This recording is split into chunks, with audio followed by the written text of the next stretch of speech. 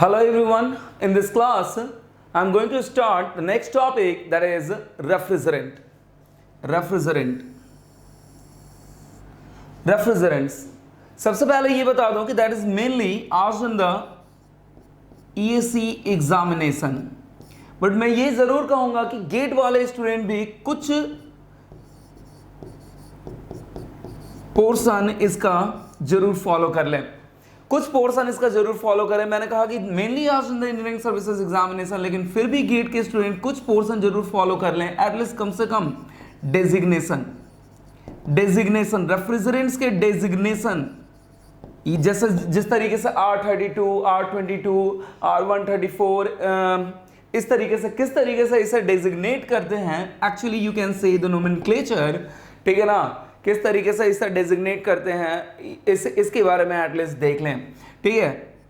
और actually refrigerant के बारे में थोड़ा बहुत आप चाहें तो नॉलेज पर्सपेक्टिव से भी आप पढ़ सकते हैं कि कम से कम इसका एक्चुअली सिलेक्शन क्राइटेरिया आज के डेट में क्या इस रेफ्रिजरेंट्स के कारण एक्चुअली इन्वायरमेंटल इश्यूज आ रहे हैं, आपके इन्वायरमेंटल इश्यूज आ रहे हैं। एक्चुअली नाउ अडेज रेफ्रिजरेंट के साथ, नो डाउट रेफ्रिजरेंट के साथ थर्मोडायनामिक प्रॉपर्टी रिक्वायरमेंट देखा जाता है, रेफ्रिजरेंट का फिजिकल रिक्वायरमेंट देखा जाता है, थर्मोडायनामिक का केमिकल रिक्वायरमेंट देखा जाता है। ये जरूरी है all three for the selection of the refrigerant for a particular refrigeration system.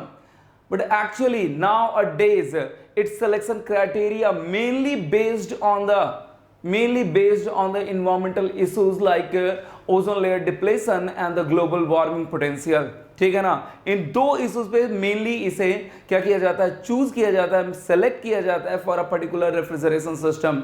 मैंने प्रीवियसली थोड़ा सा ग्लिम्स जरूर दिया था, थोड़ा सा बताया था जब मैं numerical on aircraft refrigeration system बता रहा था, वहां पे मैंने बताया था कि कुछ रेफ्रिजरेंट 2000 तक फेज्ड आउट हो चुके हैं, उन्हें यूज अब नहीं किया जाता है according to the Montreal protocol and now international treaty actually है, ठीक है ना, इंटरनेशनल ट्रीटी है। और 2030 तक कुछ ऐसे रेफ्रिजरेंट अभी हैं जिन्हें क्या कर दिया जाएगा, कंप्लीटली फेज आउट कर दिया जाएगा अप टू द 2030, ठीक है। उसके बाद वैसे आपके रेफ्रिजरेंट यूज नहीं किए जाएंगे जिनके कारण ओजोन लेयर डिप्लेशन होता है, और एक्चुअली देखा जाए तो ग्लोबल वार्मिंग भी जिनके कारण क्या हो, बहुत कम हो, वैसे ही रेफ्रिजरेशन को सेलेक्ट किया जाएगा।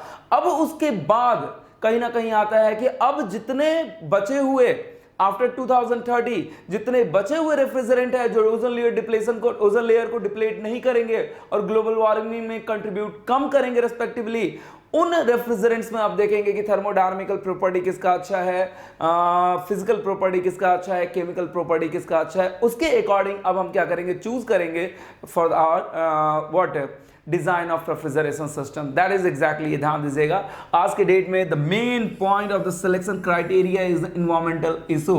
तो मैं यही कहूंगा कि अगर आप चाहें तो बहुत ही छोटा टॉपिक है, ठीक है ना, आप इसे एक बार इन्वायरमेंटल इश्यूज, ठीक है ना, आप इसे एक बार देख सकते हैं, समझ सकते हैं कि क्या हो रहा है क्या नहीं, इस रेफ्रिजरेंट के साथ क्या एक्चुअली इन्वायरमेंटल इश्यूज हैं, ताकि अब कहीं भी बीइंग अ मैकेनिकल इंजीनियर आप हैं तो कहीं भी एटलीस्ट डिस्कशन कर सकें। ठीक है, एग्जाम हमें क्रैक करना है, एग्जाम हमें निकालना है, that's not a matter, but being a mechanical engineer हमें ये इन सारी चीज़ों का एक बार नॉलेज कम से कम एटलीस्ट, ठीक है, हमें कंपटीशन निकालना है, बट हमने 4 साल इंजीनियरिंग लाइफ में दिया है तो उसके अकॉर्डिंग हमें कुछ ना कुछ तो क्या होना चाहिए, कुछ ना कुछ तो नॉलेज रिलेटेड टू आज के डेट में क्या इश्यूज हैं एनवायरमेंट से रिलेटेड, किसी भी पर्टिकुलर सिस्टम से रिलेटेड मेन क्या इश्यूज हैं, मेन क्या प्रॉब्लम है सोसाइटी में, इस इश्यूज पे हमें एटलीस्ट थोड़ा बहुत नॉलेज होना चाहिए। तो इसलिए मैं कहूंगा कि मेनली आज in the engineering services examination GATE वाले बहुत ज्यादा देखना ना चाहें, बट स्टिल डेजिग्नेशन एटलीस्ट देख लेंगे, बस मैक्सिमम आधे घंटे का काम है designation, not more than half an hour, ठीक है ना। डेजिग्नेशन देख लेंगे, कम से कम पता तो रहेगा R134A, R22, R12 ये कैसे हम लिखते हैं, ठीक है ना, डेजिग्नेट कैसे करते हैं एक्चुअली। और मैंने कहा कि अगर आप चाहें तो आगे भी देख सकते हैं ताकि आपको इन्वायरमेंटल इश्यूज पता चल सके एक्चुअली, ठीक है ना, कुछ इसके thermodynamical requirement, physical requirement as well as क्या पता चल सके, केमिकल रिक्वायरमेंट्स पता चल सके, उनके बेसिस पे हम इसे सेलेक्ट करते हैं रेफ्रिजरेंट्स को, ठीक है।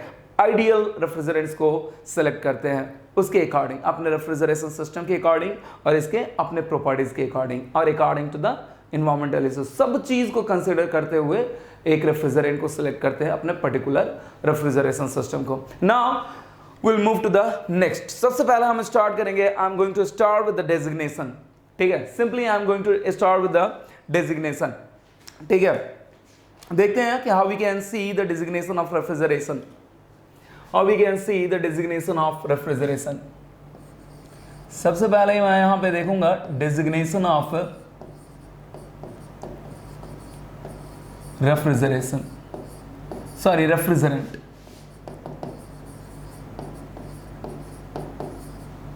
डेजिग्नेशन ऑफ रेफ्रिजरेंट, सबसे पहले हम लोग देखेंगे केस फर्स्ट, सैचुरेटेड हाइड्रोकार्बन्स। ठीक है, group of saturated hydrocarbons.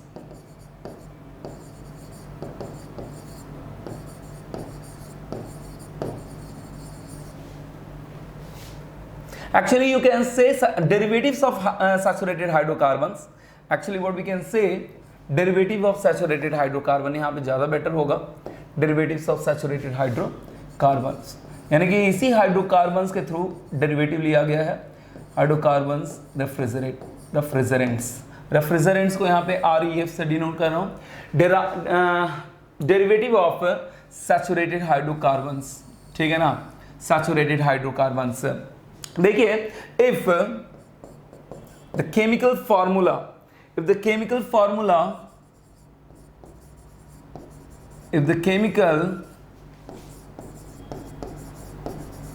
Formula of refrigerant is CC, C जानबूझ गए, C stands for the carbon, carbon के कितने एटम है ये डिनोटर है, small c stands for the number of carbon atoms। ठीक है, H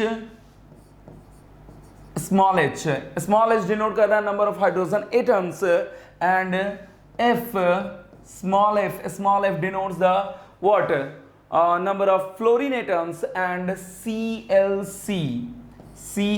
small c again stands for, actually यहाँ पे L, I'm not going to denote it as C, it is denoted as small l, यहाँ पे denote करूंगा क्योंकि small c already हमने carbon के लिए दिया है, तो इसे यहाँ पे मैं small l से डिनोट करूंगा। Try to understand, this is the formula, chemical formula, actually derivative of saturated carbons। ठीक है ना, derivative of saturated carbons, try to understand। C stands for the number of atoms, ध्यान दीजिएगा, small c stands for the number of carbon atoms। अपने convenient के लिए लिया है मैंने, कहा कि आपको इजीली ये क्या हो जाए, याद हो जाए, nothing else. Small h is what, number of atoms for the hydrogen atoms, for the hydrogen, and small f stands for the number of fluorine atoms, and small l stands for the number of chlorine atoms। ठीक है ना, then such a refrigerant is designated as, such a refrigerant is designated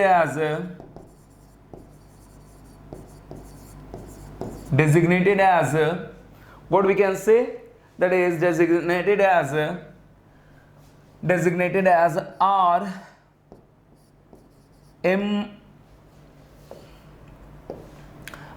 C minus 1, that is H plus 1 into F, into नहीं, C minus 1 small c stands for the carbon atom, H plus 1 small h stands for the hydrogen atom, and simply F। इसमें chlorine, इस designation में chlorine नहीं आता है, लेकिन chlorine फिर भी हम फाइंड आउट कर सकते हैं, there will be no problem टॉ। ठीक है ना, I am going to erase it. ठीक है ना, if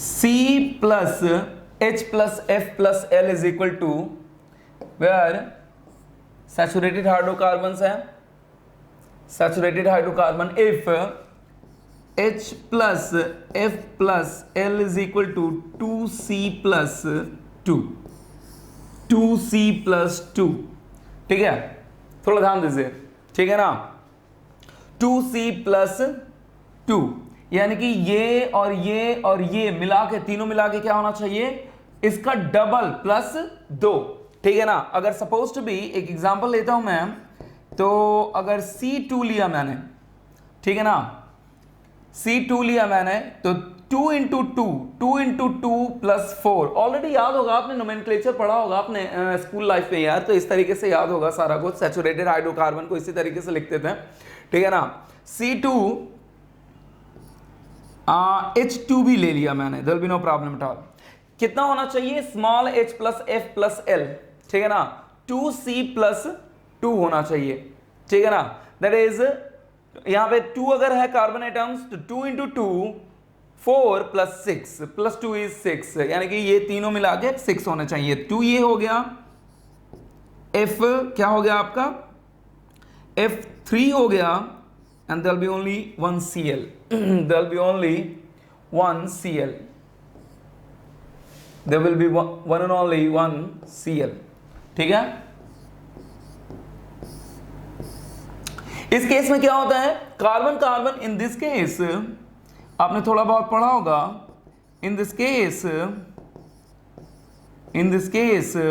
there will be the single bond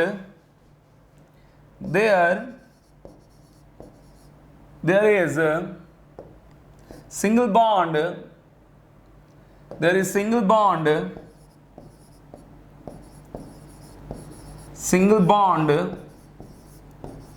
between carbon carbon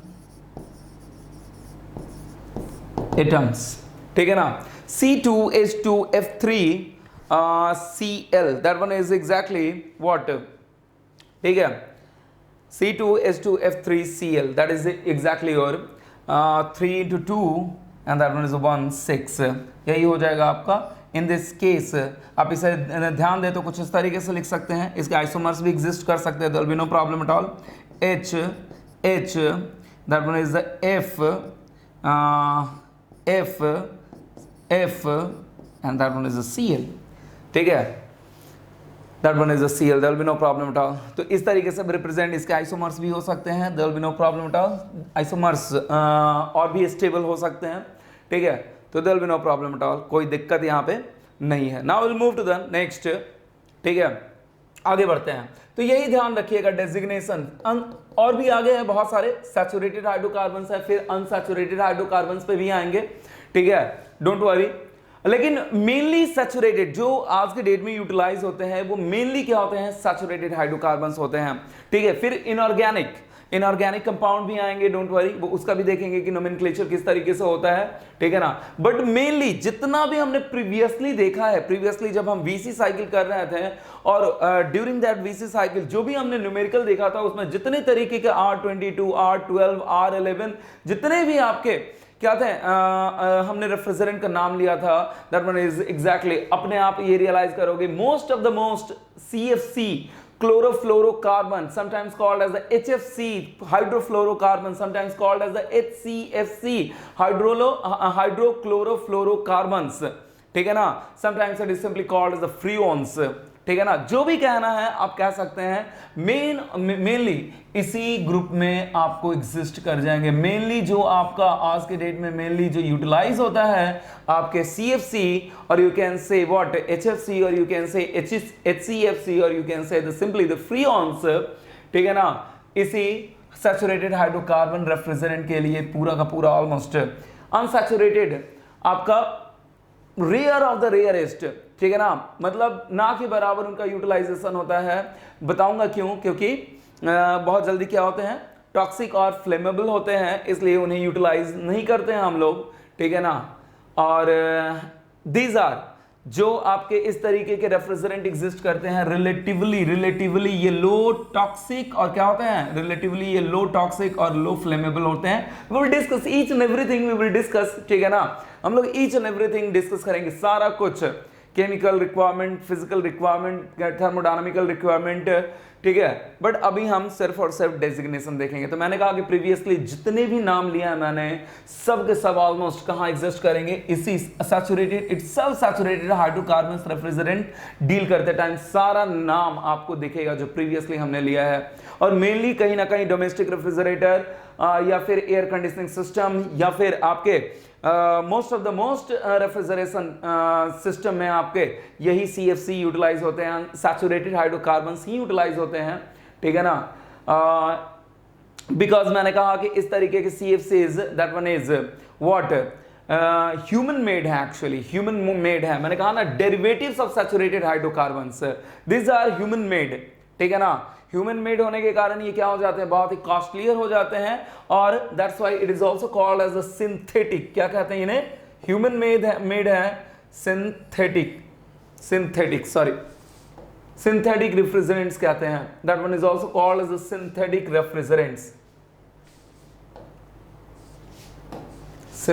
refrigerants.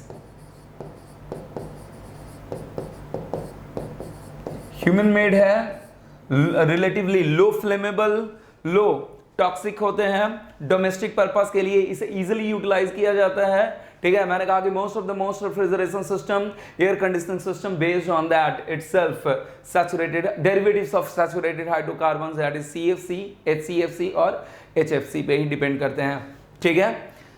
तो देखेंगे, और सिंपली कॉल्ड एज द फ्रीओन्स, ठीक है। सारे जितने भी प्रीवियसली हमने देखा है सब कुछ कहीं ना कहीं इसी ग्रुप में एग्जिस्ट कर जाएगा, ठीक है। ईच एंड एवरीथिंग, तो मैंने कहा कि saturated hydro, if the chemical formula of refrigerant is this one, small c बता चुका हूं, स्मॉल h अपने नोटबुक में प्रॉपर इसके बारे में लिख लेना।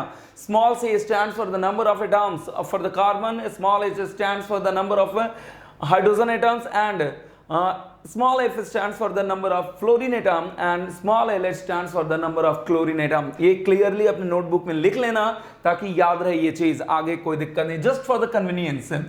और then such a refrigerant is designated as this one, इस तरीके से डेजिग्नेट करेंगे, लेकिन ही साथ में साथ क्या होना चाहिए, इफ, इस तरीके से डेजिग्नेट कब करेंगे, if H plus F plus L is equal to 2C plus 2, यानी कि ये कब होगा, तब होगा आपका जब there will be single bond between CC atom, it means what we can say alkane group।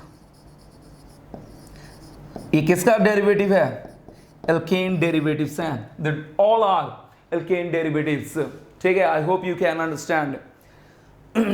Ethane, methane याद होगा, alkane group जिसे कहते हैं, ethane, methane, propane, that all are is the derivatives of alkane group, single bond आपका carbon atoms के लिए।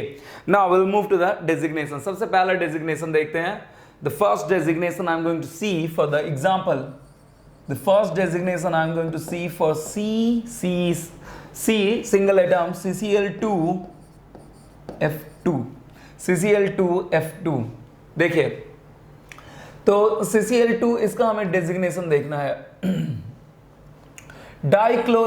डाइफ्लोरोमीथेन, क्या कहेंगे इसे, that one is called as a difluoromethane, ठीक है। Now will see what we can say, that is यहां पे C कितना है, number of C small c, number of H कितना है 0, नंबर ऑफ F कितना है 2, नंबर ऑफ L कितना है, दैट इज 2।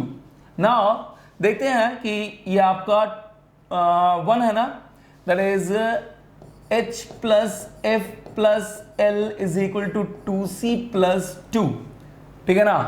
तो H आपका तो 0 है, F 2 है, L 2 है, और नंबर ऑफ कार्बन एटम 1 है, that is good, there will be no problem। ये एग्जिस्टेंस है, इस तरीके का एग्जिस्टेंस है, there will be no problem at all। Now we'll move to the, क्या लिख सकते हैं, R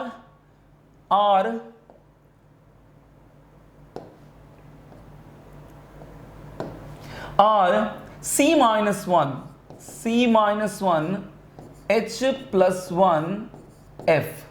Now what we can write down, C minus 1 का मतलब 1 एटम है itself, तो C minus 1 क्या हो जाएगा 0, ठीक है।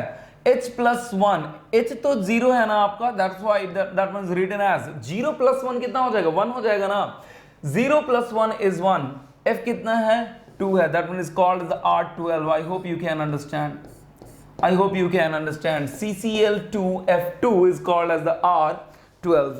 That one is called as the R12. ठीक है.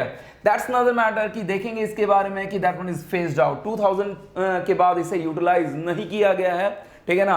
2000 में ही इसे फेज आउट कर दिया गया था क्योंकि इसके कारण ओजोन लेयर डिप्लेशन बहुत, इसका ओजोन लेयर डिप्लेशन पोटेंशियल बहुत ही ज्यादा था, इसलिए इसे फेज्ड आउट हो चुका है already. That one is in 2000 itself. Now the second one, R22. R22, write down the chemical formula. Write down. इसी तरीके से पूछता है आपका. Write down the chemical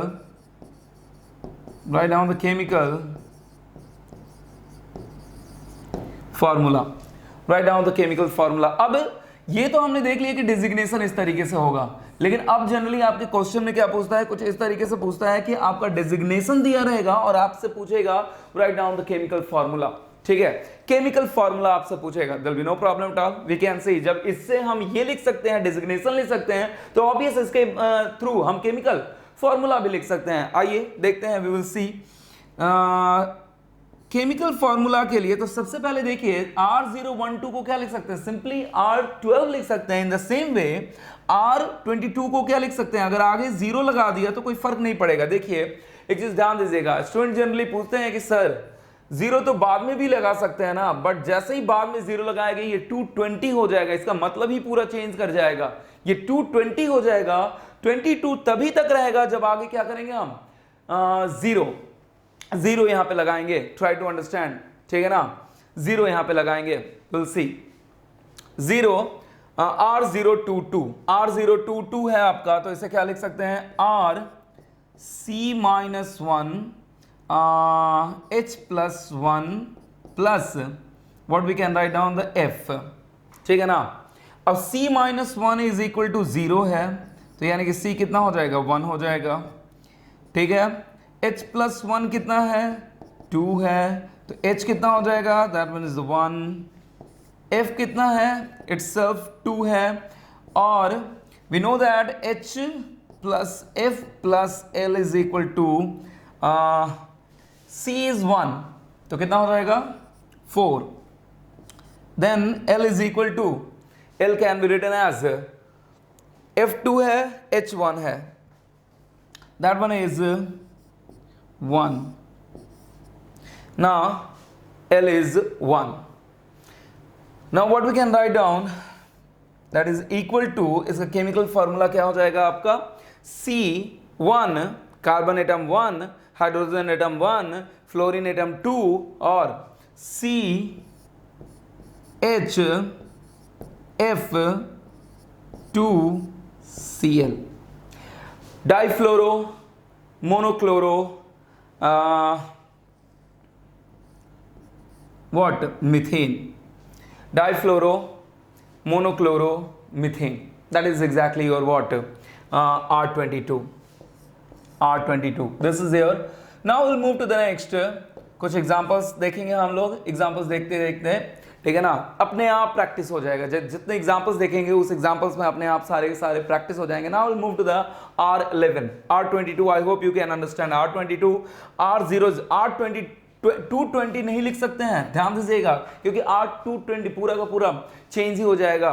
तो क्या लिख सकते हैं, R022, that one is written like this one according to the designation, और this one is your just like this one. ठीक है. आइए बढ़ते हैं हम आगे. आगे बढ़ेंगे हम. Now we'll move to the next example, third example, R11 हम देखेंगे. R11 अगेन बहुत easy. Right down the chemical formula. अब बार बार नहीं लिखूंगा, ये ध्यान देके चलना है. Write down the chemical formula of some refrigerant.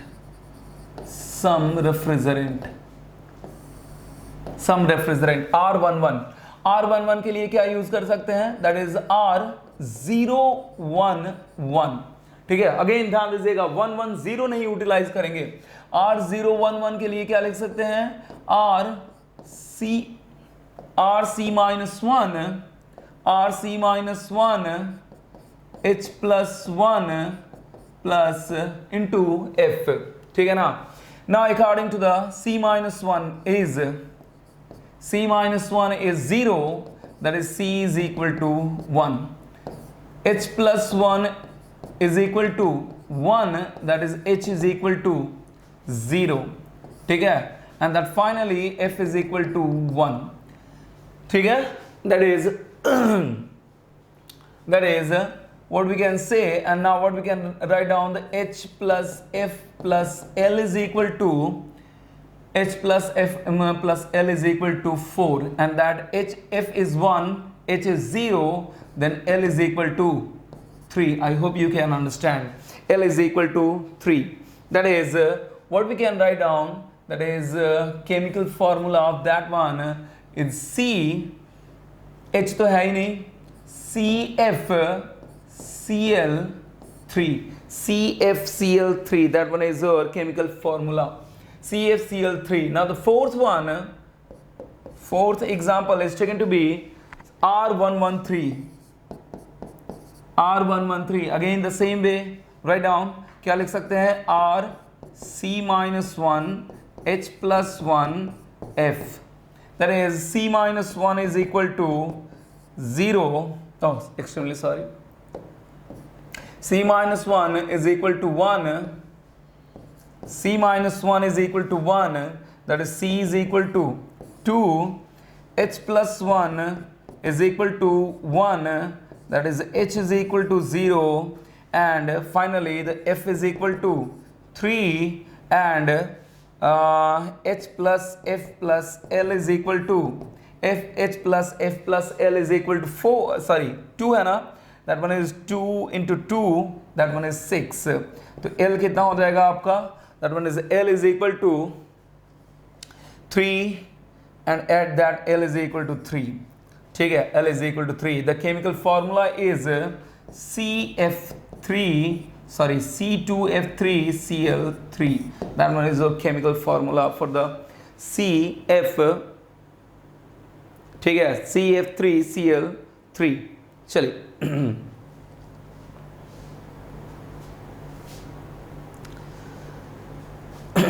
now we'll move to the next fifth one. That one is the R32. आज के डेट में फ्रिक्वेंटली यूटिलाइज किया जा रहा है, frequently used in the air conditioning system, frequently used in domestic air conditioning. देखेंगे बाद में, डोंट वरी. R32 के बारे में प्रॉपर वे में देखेंगे आज के डेट में. Frequently used in domestic air conditioning system, ठीक है. फ्रिक्वेंटली यूज्ड इन द, देखिए थोड़ा ध्यान से, पहले आपका R22 पहले के जो एसी, आज से 3-4 साल पहले के जो एसीज आते थे उसमें आपके R22 ये रेफ्रिजरेंट होते थे, R22 रेफ्रिजरेंट होते थे. लेकिन अब धीरे धीरे ये R22 को क्या किया जा रहा है?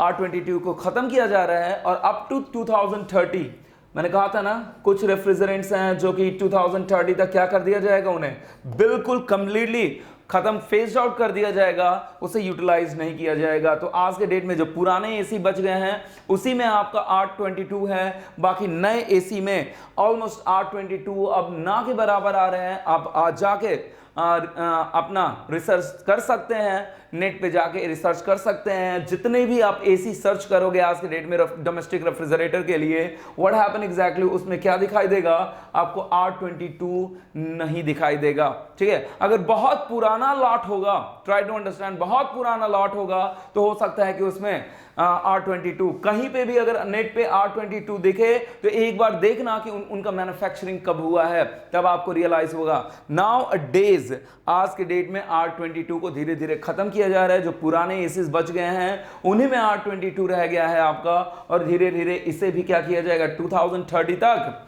कंप्लीटली फेज्ड आउट कर दिया जाएगा. एंड नाउ अ डेज, आज के डेट में आज के डेट में आपका R32।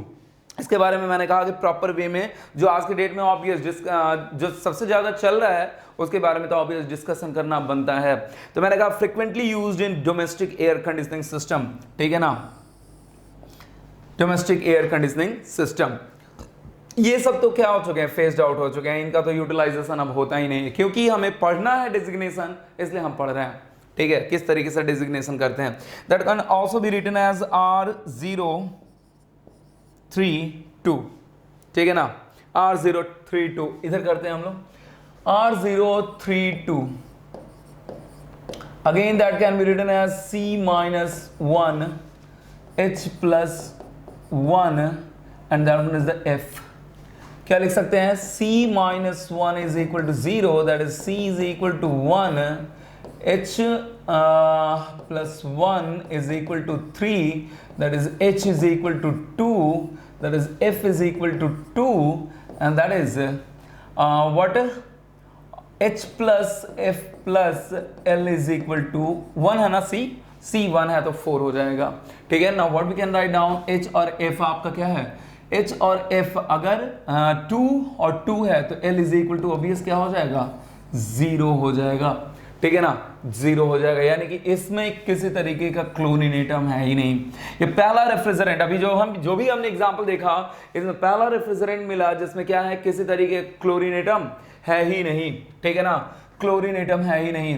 वी विल डिस्कस, बाद में हम देखेंगे कि यही क्लोरीन एटम ही एक्चुअली ओजोन लेयर डिप्लेशन में मेन रोल, इन्हीं का मेन रोल होता है to deplete the ozone layers, ठीक है ना, ठीक है, कैसे होता है, क्या होता है, वी विल डिस्कस लेटर, ठीक है ना। और आज के डेट में ये भी देखेंगे कि थ्रू आउट अंटार्कटिक के ऊपर आपका कितना ऑलमोस्ट आपका ओजोन लेयर में होल हो चुका है, ठीक है, और वो अगर किसी देश से कंपेयर, किसी आपके कंट्री से कंपेयर किया जाए तो कितना बड़ा है उस कंट्री से, वी विल सी, ठीक है ना। RC-1 H+1 F, that is C is equal to 1, H is equal to L आपका 0, पहला ऐसा जिसमें किसी तरीके का क्लोरीन एटम नहीं है, और व्हाट इज एग्जैक्टली, सिर्फ और सिर्फ क्या है, हाइड्रोजन और फ्लोरीन एटम्स हैं। माना यही जाता है कि क्लोरीन एटम्स के कारण ही the main chlorine atom is mainly responsible to deplete the ozone layers. देखेंगे कैसे रिएक्शंस भी देखेंगे हम कि ओजोन लेयर के साथ कैसा रिएक्शन करता है, विल डिस्कस नॉट हियर, ठीक है। तो एक बात ध्यान रखिएगा, आज के डेट में वो सारे कहीं ना कहीं सबसे पहले चीज तो ये वो सारे आज के डेट में रेफ्रिजरेंट यूटिलाइज हो सकते हैं जिनमें क्लोरीन एटम नहीं हो। अब उनमें कंपेयर करेंगे कि किसका थर्मोडायनामिकल प्रॉपर्टी, किसका फिजिकल प्रॉपर्टी, किसका केमिकल प्रॉपर्टी आपका बेस्ट है फॉर आवर रेफ्रिजरेशन पर्पस, ठीक है ना। पर्टिकुलर सिस्टम डिजाइन कर रहे हैं, उसके अकॉर्डिंग थर्मोडायनामिकल फिजिकल और केमिकल किसका सबसे बेस्ट है, ठीक है। लेकिन सबसे पहले क्या देखेंगे, सबसे पहले कि इसके कारण ओजोन लेयर डिप्लेशन नहीं होना चाहिए और ग्लोबल वार्मिंग पोटेंशियल क्या हो, कम से कम हो, ठीक है। तो वैसे रेफ्रिजरेंट को चूज कर लेंगे और उसके अकॉर्डिंग फिर अपने सिस्टम को जिस तरीके से डिजाइन कर रहे हैं उसके अकॉर्डिंग, उसके प्रॉपर्टीज के अकॉर्डिंग फिर सिलेक्शन करेंगे, ठीक है। This is the main thing. तो R032, that one is what we can write down, the CH2F2 difluoromethane, that one is the difluoromethane, simply that one is called the difluoromethane, and that one is the next one, R134, R134। देखते हैं R134 क्या है, that one is R134 को further क्या लिख सकते हैं, C-1 H+1 F, ठीक है। देखते हैं C-1 is equal to 0, C is equal to 1, ठीक है, C is equal to 1, oh sorry, extremely sorry, that one is 2, extremely sorry, 1, तो ये क्या हो जाएगा, 1 + 1 is equal to 2, that one is the H+1 is equal to 3, that one is H is equal to 2 and F is equal to 4. Now H plus F plus L is equal to 2 है ना, that one is C is equal to 2, तो यहाँ पे हो जाएगा 6। Now what we can write down, the L is equal to, F आपका 4 है, ये 2 है, that L is equal to 0। Now again आपको क्या दिखा, किसी तरीके का क्लोरीन एटम नहीं, यानी कि आज के डेट में इसे भी यूटिलाइज कर सकते हैं और इसे यूटिलाइज करते हैं डोमेस्टिक रेफ्रिजरेटर्स के लिए। जनरली R30 134 को यूटिलाइज करते हैं आज के डेट में। That one is mainly utilize for the domestic refrigerator. Actually domestic refrigerator के लिए एग्जैक्टली R134 को नहीं यूटिलाइज करते हैं, एग्जैक्टली इसके आइसोमर्स को यूटिलाइज करते हैं, बिकॉज इसका आइसोमर्स क्या है आपका, कहीं ना कहीं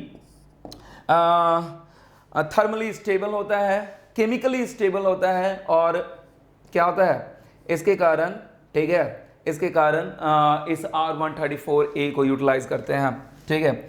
इसकी प्रॉपर्टी, इसका आइसोमर्स है, मैंने कहा that one is the isomers of that R134 का आइसोमर्स है, ठीक है। तो मैंने कहा कि दैट वन इज क्या है, ऑब्वियस इसका प्रॉपर्टी इससे बेटर होगा तभी इसको यूटिलाइज करते हैं। कहीं ना कहीं स्टेबल ज़्यादा होगा, केमिकली स्टेबल ज़्यादा होगा, थर्मोडायनामिकल प्रॉपर्टीज ज़्यादा होंगे, इसीलिए एक्चुअली इसके आइसोमर्स को यूटिलाइज करते हैं, ठीक है, डोमेस्टिक रेफ्रिजरेटर के लिए। तो इसका केमिकल फॉर्मूला क्या हो जाएगा, C2H2F4, ठीक है ना, C2H2F4। कहीं भी अरेंज करिए डजंट मैटर, कहीं भी अरेंज करिए डजंट मैटर, ठीक है। लेकिन R134A को क्या लिख सकते हैं, that one is the CF3CH2F, that one is the isomers, यानी कि इसका कैसे हो जाएगा, CCC, that one is CCC, that one is F that one is the FHH, this one is, ठीक है, this one is what, this is the R134A, ठीक है ना। ये तो मैंने कहा कि ये आपका, ये तो सिंपल केमिकल फॉर्मूला, इसे किसी तरीके से अरेंज करो, 3 इसके साथ आपके आएंगे, 3 इसके साथ आएंगे, कोई भी 3 इसके साथ आ जाएगा, कोई भी 3 इसके साथ आ जाएगा। 6 है H2 और F4, टोटल मिला के 6 एटम्स हैं जो कि, ठीक है ना, तो कोई 3 इसके साथ आ जाएगा, कोई 3 इसके साथ आ जाएगा। लेकिन अगर R134A को लिखना चाहते हो आप, तो हर हाल में that one is the isomers, और पर्टिकुलर आइसोमर्स है वो कैसे होगा, CF3, यानी कि एक C के साथ 3 फ्लोरीन एटम और एक कार्बन एटम के साथ क्या है, एक कार्बन एटम के साथ 3 फ्लोरीन एटम और एक कार्बन के साथ आपका 2 हाइड्रोजन और एक fluorine atom. Try to understand, this is your isomers, जो कि आज के डेट में mainly utilized in the domestic refrigerator. और इसका भी ओजोन लेयर डिप्लेशन पोटेंशियल क्या है, बिल्कुल 0 है, इसके कारण ओजोन लेयर डिप्लेट नहीं होता है। देख रहे हो आप ट्रेंड देख रहे हो, नाउ यू कैन रियलाइज, ठीक है ना। Now will move to the next, unsaturated. मैंने कहा ना कि ऑलमोस्ट बहुत सारे एग्जांपल हमने देखे, ठीक है ना। Now move to the next, unsaturated hydrocarbon refrigerant. ये आपका क्या था, ध्यान दीजिए, that one is exactly your saturated, और ये कौन सा ग्रुप था आपका, एल्कीन ग्रुप था। अब क्या देखेंगे, एल्कीन ग्रुप देखेंगे, ठीक है ना। एल्कीन, इथीन, मिथीन, याद होगा आप लोगों को, ठीक है ना, प्रोपीन, इस तरीके से देखते हैं alkene group. That one is, will see, unsaturated, और कार्बन कार्बन के बीच कौन सा बॉन्ड हो जाएगा, डबल बॉन्ड हो जाएगा। The second case we will see, that is unsaturated,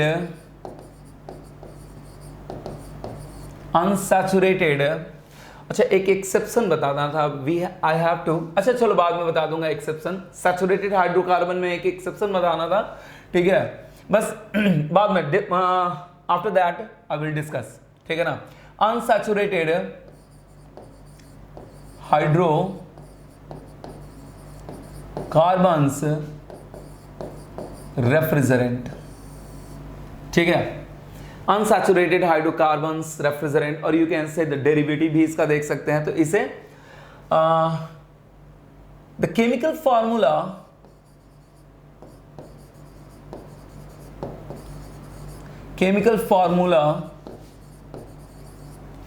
ठीक है ना, the chemical formula, if the chemical formula, ऐसा लिख लीजिए, if the chemical formula is again वही CC H small h F small f ClL, if the chemical formula is this one, then such type such type of refrigerant is designated as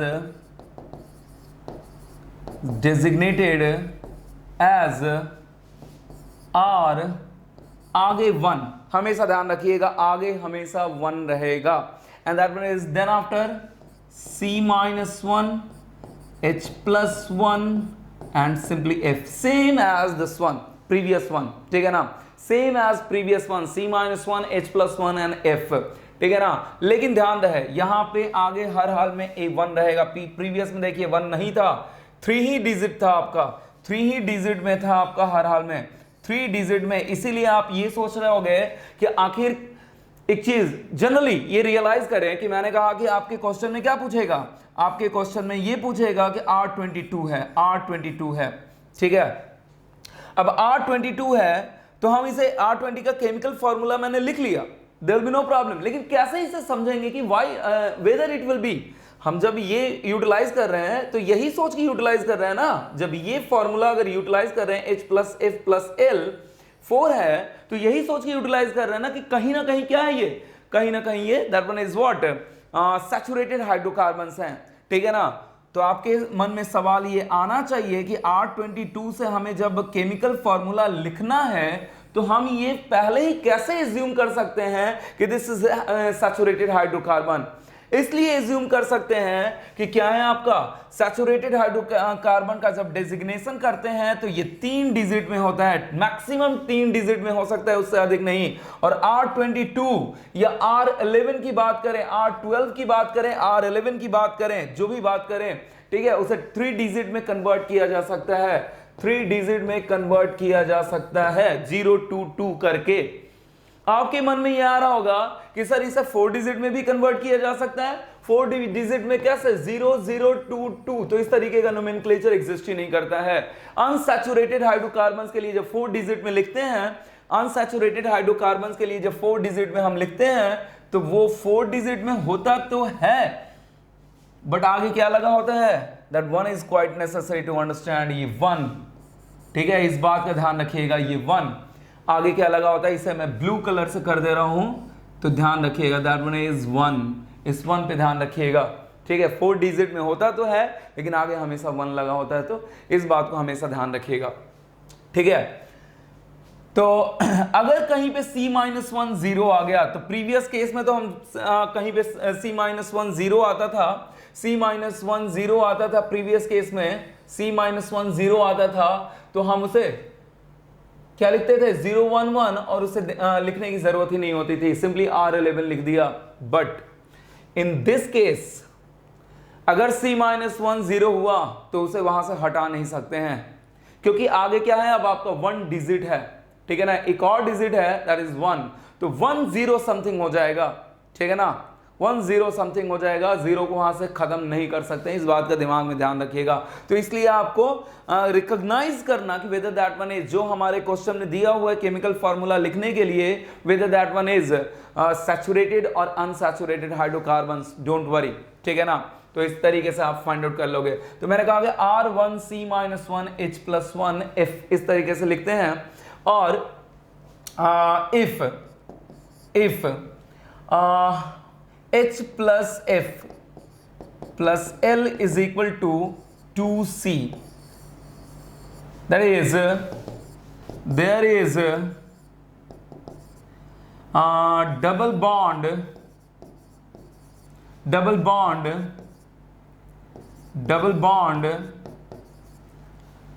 between carbon carbon atoms, ठीक है ना, double bond between carbon carbon, that is क्या होगा आपका alkene group, derivatives of alkene group या alkene group. और ये जो है अनसैचुरेटेड हाइड्रोकार्बन्स बहुत ज्यादा यूटिलाइज नहीं होते हैं, unsaturated hydrocarbons are not utilize very much, ठीक है ना, नॉट यूटिलाइज वेरी मच, क्योंकि इनके कारण जो भी आपका रेफ्रिजरेंट होता है डिजायर्ड डिजायर्ड, अपने रेफ्रिजरेशन सिस्टम को डिजाइन करते हैं, उसके अकॉर्डिंग डिजायर्ड हमारा आउटपुट, जो हमें डिजायर्ड आउटपुट चाहिए, चाहे इवेपोरेटर टेम्परेचर चाहिए, इवेपोरेटर प्रेशर चाहिए, कंडेंसर प्रेशर चाहिए, कंडेंसर टेम्परेचर चाहिए, जो भी चाहिए, पावर इनपुट क्या होना चाहिए, मिनिमाइज होना चाहिए, केमिकल स्टेबिलिटी होना चाहिए, नॉन टॉक्सिक होना चाहिए, नॉन फ्लेमेबल होना चाहिए, इस तरीके के सिलेक्शन क्राइटेरिया में कहीं ना कहीं ये फिट नहीं बैठते हैं। तो ध्यान दीजिएगा, अनसैचुरेटेड हाइड्रोकार्बन्स, ठीक है, not utilized very much, that one is not utilized very much, ठीक है, alkene group. Now we will move to the next, हम आगे बढ़ते हैं, हम इसका भी एक छोटा सा एग्जांपल देखते हैं, बस not more than one, C2H4, क्या है ये, इथीन कहते हैं ना, that one is called as the ethene, ethene कहते हैं। इसे अगर नोमेनक्लेचर करें तो यहां पे क्या है आपका, small h is 4, small f is 0 and l is 0, ठीक है। तो what we can write down, R1 तो रहेगा ही, C-1 कितना, C आपका कितना है, C इज 2, 1, C-1 कितना हो जाएगा, 1 ही हो जाएगा ना, C-1 is 1 and that one is what,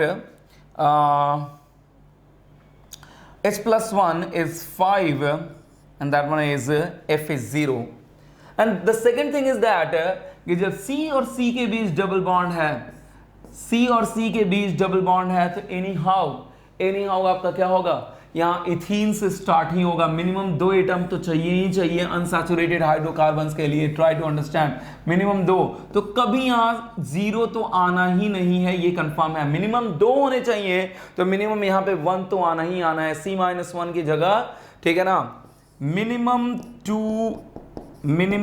2 carbon atoms,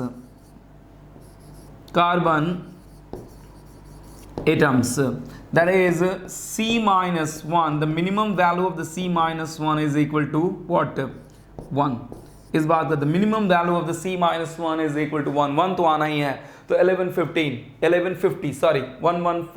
this is exactly your what, और ये भी देख लीजिए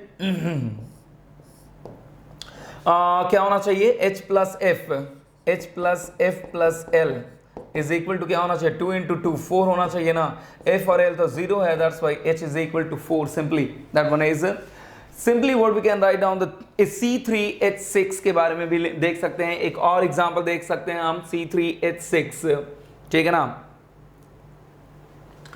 the second one is C3H6 that is what we can write down, the C is equal to 3, H is equal to 6, F is equal to 0, L is equal to 0. Now the R1, C-1 is 2 and H plus 1 is, that one is 1270, ठीक है ना, that one is your designation of this one, ठीक है ना। Now we'll move to the next, inorganic refrigerant. Now we'll move to the next one, inorganic refrigerant. Inorganic, that one is not quite important, इसलिए इसमें बहुत ज़्यादा inorganic refrigerant. Inorganic refrigerant की बात करें अगर, तो सबसे पहले आता है NH3. NH3 generally large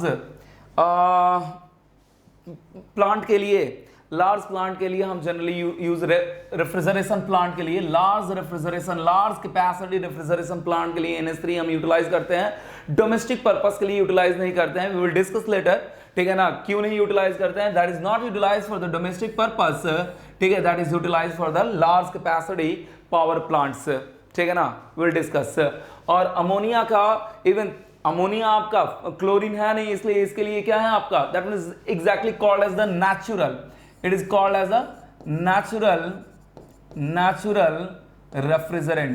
Previously CFC को क्या कहा था मैंने, human made है, that's why that one is called as the what, human made है, इसलिए synthetic कहते हैं, non flammable, non toxic होता है, but NH3 relatively high flammable, high toxic होता है NH3 आपका, and that one is the natural refrigerant, ठीक है ना, इसलिए डोमेस्टिक पर्पस के लिए यूटिलाइज नहीं करते हैं, but it will be utilize for the किसके लिए, लार्ज कैपेसिटी रेफ्रिजरेशन प्लांट, ठीक है ना, नेचुरल रेफ्रिजरेंट।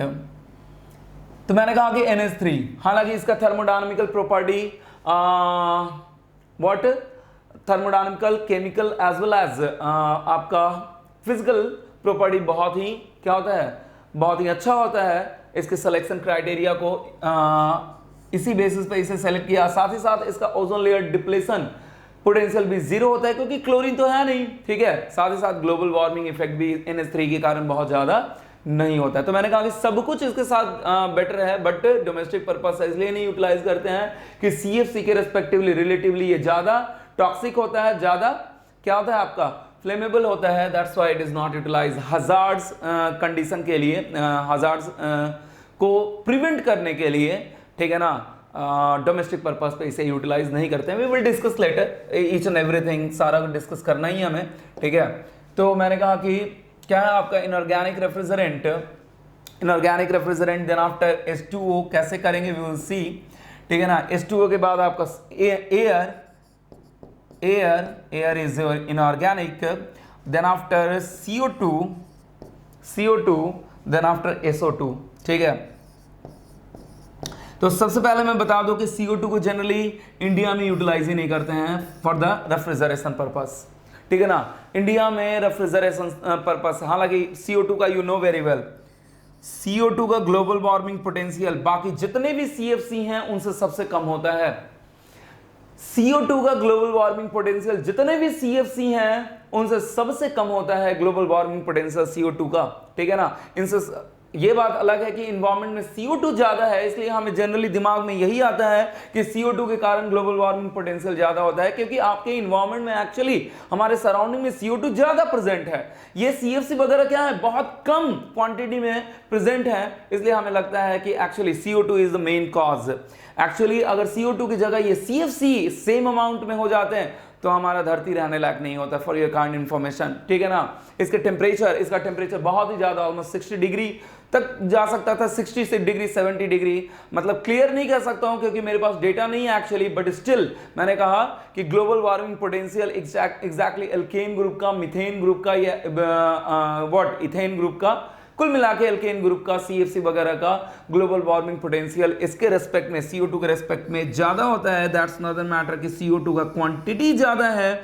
इसके कारण हमें लगता है कि इसके कारण ग्लोबल वार्मिंग ज्यादा हो रहा है। बट अगर सेम क्वांटिटी में अगर बात की जाए CO2 की और सेम क्वांटिटी में CFC की बात की जाए तो CO2 का ग्लोबल वार्मिंग पोटेंशियल कम होता है, ठीक है ना। और ऑब्वियस CO2 के कारण किसी तरीके का ओजोन लेयर डिप्लेशन भी नहीं होता है, ठीक है। एक चीज और बता दूं, CO2 के साथ तो फिर भी क्या किया जा सकता है, कहीं ना कहीं CO2 को डिसॉल्व किया जा सकता है बाय द ग्रीनरी, ठीक है ना। प्लांटेशन करके हम CO2 को फिर भी अपने एनवायरनमेंट में डिसॉल्व कर सकते हैं, लेकिन बाकी अदर क्या हार्मफुल केमिकल्स जो ग्लोबल वार्मिंग के लिए क्या है, CO2 से भी ज्यादा क्या है, आपके CO2 से भी ज्यादा आपके हार्मफुल हैं। ग्लोबल वार्मिंग पोटेंशियल आपके क्या करते हैं, ग्लोबल वार्मिंग को बढ़ाते हैं, दैट इज वो तो इवन प्लांटेशन के थ्रू भी उन्हें मिनिमाइज नहीं किया जा सकता है, क्योंकि प्लांट्स ऐसे हार्मफुल केमिकल्स को अब्सॉर्ब नहीं करता है, CO2 को एक्चुअली अब्सॉर्ब करता है आपका, ठीक है ना। ट्राई टू अंडरस्टैंड, तो ये बात ध्यान रखिएगा। इसलिए CO2 हर हाल में आपका you can say that one is more environment friendly. I'm not talking about it is environment friendly, but it is more environment friendly than the what, than the exactly your CFC, exactly your CFC, ठीक है। तो CO2 के बारे में we will discuss later, लेकिन दिक्कत ये है कि फिर भी इसे इंडिया में utilise, that is not utilized in the India, that is not utilized in India. Indian context के अकॉर्डिंग ये यूटिलाइज नहीं किया जाता है। क्यों नहीं यूटिलाइज किया जाता है, वी विल डिस्कस, ठीक है ना, ठीक है। क्योंकि बाद में देखेंगे कि एक्चुअली CO2 का क्रिटिकल टेम्परेचर ही बहुत कम होता है। इंडिया के समर में जितना टेम्परेचर पहुंचता है almost 45 degree Celsius to 50 degree Celsius के आसपास, मतलब एक्चुअली 45-46 भी होता है, ठीक है। उसके रेस्पेक्ट में इसका क्रिटिकल टेम्परेचर याद होगा यार, already TS diagram, phase diagram के लिए देखा था, इसका टी क्रिटिकल टेम्परेचर ही 31 डिग्री 31.1 डिग्री सेल्सियस होता है। इवन समर में जो टेम्परेचर इंडिया में पहुंचता है उसी से आपका उससे भी कम आपका इसका क्रिटिकल टेम्परेचर होता है, इसलिए इंडियन कंटेक्स्ट के अकॉर्डिंग CO2 को यूटिलाइज नहीं किया जाता है। हालांकि जहां पे कैस्केड रेफ्रिजरेशन, याद होगा प्रीवियसली कैस्केड रेफ्रिजरेशन में मैंने क्या बताया था आपको, कैस्केड रेफ्रिजरेशन के टाइम मैंने 2 सीरीज में रेफ्रिजरेशन सिस्टम बताया था मैंने, ठीक है ना, सीरीज में रेफ्रिजरेशन सिस्टम बताया था, और एक में आपका CO2 फ्लो हो रहा था, एक में आपका NH3 फ्लो हो रहा था, याद होगा आपको, ठीक है ना। तो that one is the CO2 अगर कहीं पे स्टोरेज में बहुत कम टेम्परेचर मेंटेन करना होता है तो CO2 यूटिलाइज करते हैं, और लेकिन उसके साथ CO2 के साथ साथ क्या करना पड़ता है, हर हाल में हमें एक कैस्केड सिस्टम लगाना ही होता है, क्योंकि CO2 इटसेल्फ इसका टेम्परेचर क्रिटिकल टेम्परेचर ही 31.1 डिग्री सेल्सियस है, समर के लिए यूटिलाइज किया ही नहीं जा सकता है। तो इसलिए कैस्केड सिस्टम लगा दिया जाता है जिसमें इंटरमीडिएट हीट एक्सचेंजर था। इंटरमीडिएट हीट एक्सचेंजर में आपका टेम्परेचर क्या किया जा सकता है, कम किया जा सकता है, जिसके कारण आपका CO2 इजिली हीट रिजेक्ट कर सके, ठीक है।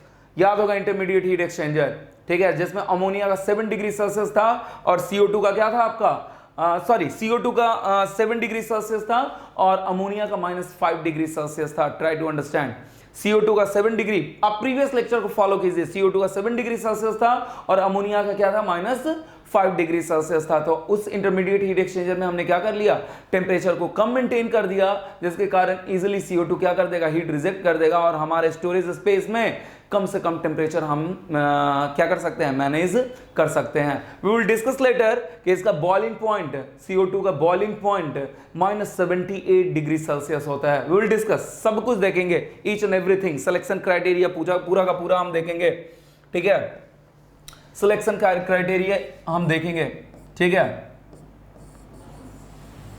तो ऑलरेडी हम लोग देख चुके हैं कि एयर क्या है हमारा, एयर तो आपका एयर रेफ्रिजरेशन साइकिल में यूज होता ही। H2O आपका बाद में डिस्कस करेंगे हम लोग कि H2O वहीं पे यूटिलाइज होता है जहां पे आपका टेम्परेचर क्या हो, एबव 0 डिग्री सेल्सियस, क्योंकि 0 डिग्री सेल्सियस पे तो H2O इटसेल्फ किस में कन्वर्ट हो जाएगा, आपका आइस में कन्वर्ट हो जाएगा, तो कोई मतलब ही नहीं है। तो वी विल डिस्कस, देखेंगे हम लोग H2O वहीं पे यूटिलाइज करते हैं जहां पे आपका टेम्परेचर 0 डिग्री सेल्सियस से ऊपर हो, ठीक है। तो H2O का तो कोई मतलब ही नहीं है, H2O का तो कोई मतलब ही नहीं है बहुत ज्यादा। तो मेनली आपके इस रेफ्रिजरेंट में बात आई तो लार्ज रेफ्रिजरेशन पावर प्लांट्स के लिए आपका NH3 यूटिलाइज होता है, और इसका नोमेनक्लेचर कैसे होता है, सिंपली इनऑर्गेनिक रेफ्रिजरेंट का जो नोमेनक्लेचर होता है, डेजिग्नेशन होता है, दैट इज R7 इंटू नहीं है actually, molecular weight, simply molecular weight लिख देते हैं, ठीक है ना, 7 उसके बाद आपका मॉलिक्यूलर वेट लिख देते हैं simply, that mean is NH3 की बात करें तो R7, तो सबके लिए वो सब के सब इनऑर्गेनिक हैं, that mean is the R7 तो सब में होगा। NH3 का molecular weight that is in nitrogen 14, ठीक है ना, एंड H3 14 प्लस 3 कितना हो जाएगा, 17 हो जाएगा। H2O is, I hope you can understand, H2O का तो सब लोग जानते हैं 18, that means oxygen 16 and hydrogen 2, that is 18, and that one is the air का molecular weight you know very well, that one is 729, the molecular mass of the air is 29, याद रखना है आप लोगों को, ठीक है। किस तरीके से 29 आता है, I am not going to deal here, simply जितना percentage of oxygen, nitrogen, carbon dioxide, जितने भी गैसेस हैं, जितने परसेंटेज में है उसे सिंपली मल्टीप्लाई करते जाते हैं उसके मॉलिक्यूलर मास से, अब फाइनली एयर का मॉलिक्यूलर मास मिल जाता है हमें, ठीक है ना। CO2 का क्या होगा, carbon is 12 and oxygen is 32, 12 and 32 that is 44 ना, that is 44, and SO2 that one is 32, sulphur 32 and that one is also 32, 64 हो जाएगा ना, that is R7 64, sulphur is 32 अकेले, ठीक है ना, sulphur is itself molecular weight, molecular mass 32, और O2 का तो 32 होगा क्योंकि सिंगल O के लिए क्या होगा आपका 16, दैट वन इज व्हाट 764। इसी तरीके से आप इनऑर्गेनिक कंपाउंड का, इनऑर्गेनिक कंपाउंड के लिए डिजिग्नेशन लिखोगे, इनऑर्गेनिक रेफ्रिजरेंट के लिए डिजिग्नेशन लिखोगे, this one is your designation for the inorganic refrigerant, ठीक है ना। Now move to the next one, ठीक है।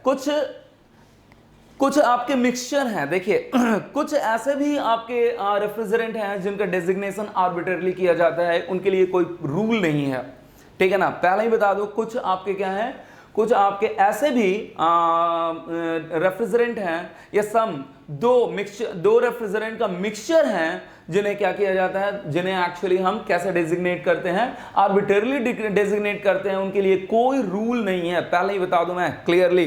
तो कुछ ऐसे भी रेफ्रिजरेंट्स को हम देखेंगे, ठीक है। और मैंने कहा था कि एल्केन ग्रुप में एक्चुअली सैचुरेटेड हाइड्रोकार्बन्स में मैंने कहा था आपसे कि क्या देखेंगे, एक व्हाट एग्जैक्टली एक्सेप्शंस भी देखेंगे, ठीक है, वो भी हम देखेंगे। Now move to the next,